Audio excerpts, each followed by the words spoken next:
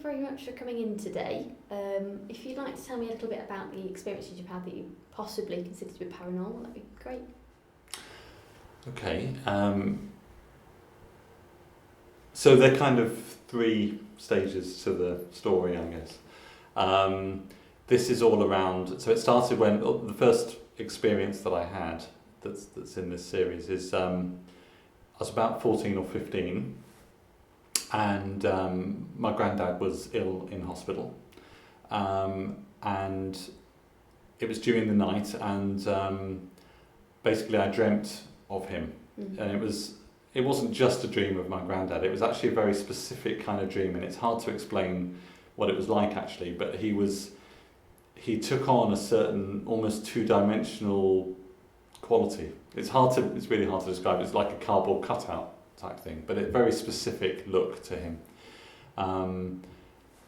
He sort of made that appearance whilst I was sleeping, and then I woke up to the phone going, and it was about 4 o'clock in the morning. I was living with my parents, obviously. I was 14, 15, but no one else heard the phone, so I got up and I answered the phone, and it was the hospital saying, well, first of all, it said, who are you? Are you next of kin? And I said I was his grandson, and they said, well, I'm sorry to tell you that your granddad has died. And I said, okay. Put the phone down, clearly I'd just been woken up, and then I thought it's very early, and strangely I thought, well, I better not wake up my parents because it's too early, so I kind of went back to bed, and I thought, hang on a minute, my granddad's just died, I better go and wake them up. So I woke them up. Anyway, then I thought about the experience, and I thought, well, I'm actually not sure whether I had that dream after I went back to bed or kind of before the phone rang, so it was kind of, I'd always remembered it because it was a very specific kind of dream, and I'd never had anything before or at the time since. So it was an interesting experience, but I was in doubt about whether it was a genuine experience. So then fast forward to the early 1990s, the mid 1990s, and I was working for a software company in the centre of Manchester. And my direct manager was called Jack, and he was an alcoholic, very extreme alcoholic.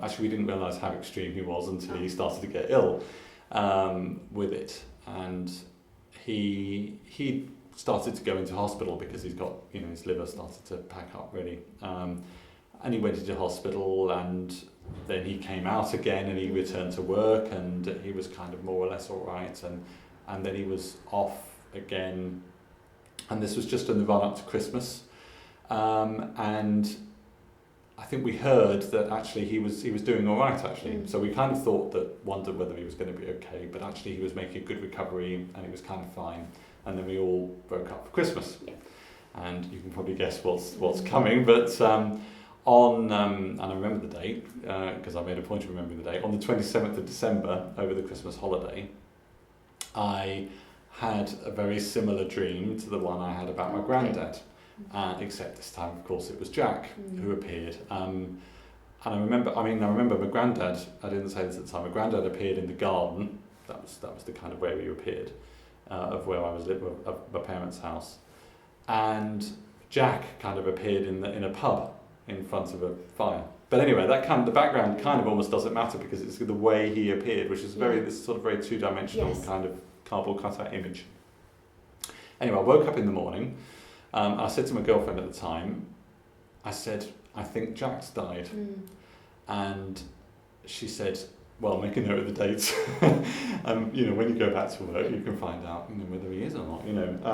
Anyway, I went back to work as normal. I think I'd taken a week off.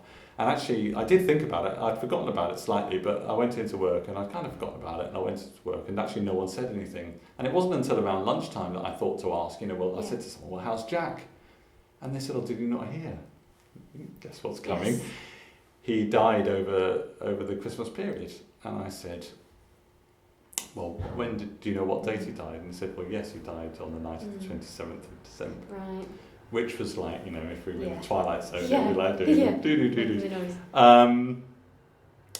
So that was those two experiences. And then until recently, well, no, and that was it actually. And those are the only two experiences I've had like that. Except that earlier this year, my dad died in March, and so for a start, he died during the day, so there wasn't any chance of having a similar experience, I suppose, really. Although it did, it has now made me wonder. A short time ago, a friend of my girlfriend's died, and I it's kind of because of this happening, you kind of think, is this going to happen again? Anyway, that didn't happen, and the night before my dad died, I didn't get any funny dreams either. And actually, but what happened in the sort of 2 weeks after he died, I actually had 3 dreams where he appeared to me just in that same way. So clearly that wasn't as he died, which is what I kind of think might have happened with my granddad and my manager. But it did make me wonder whether it was some kind of visitation from his spirit or something like that. Possibly. So apart from those, I think I can't remember, there's 2 or 3 times that happened with my dad, and that happened with my granddad, and that happened with my manager. Apart from those occasions, I've never had that kind of dream. So it was very different for you for a normal dream. Yes, so absolutely. Yes. Were you sort of conscious of almost not being awake, but being more sort of aware in the dream, or was it just the way they looked? It was just the way they looked. It was almost like black and white cardboard cutout. Yeah. And in the dreams I had with my dad, there were actually other people in the dream. In fact, the rest of my family, but it was only him that looked in this very specific way. So it was different. Everyone else looked very normal. Oh, that's interesting. And I have since been dreaming about my dad actually, but not in that. Yes. Yeah. So I've had the kind of normal dreams where I've dreamt about my dad. Yeah. Although, anyway, that's probably a facet for my therapist, but there's certain specific scenarios keep coming up, but they're not really paranormal, I suppose, or potentially paranormal. So that's it. That's the story. That's very good. Thank you very much for coming in to tell us about those experiences. Really appreciate it. Thank you very much. Thank you. Pleasure.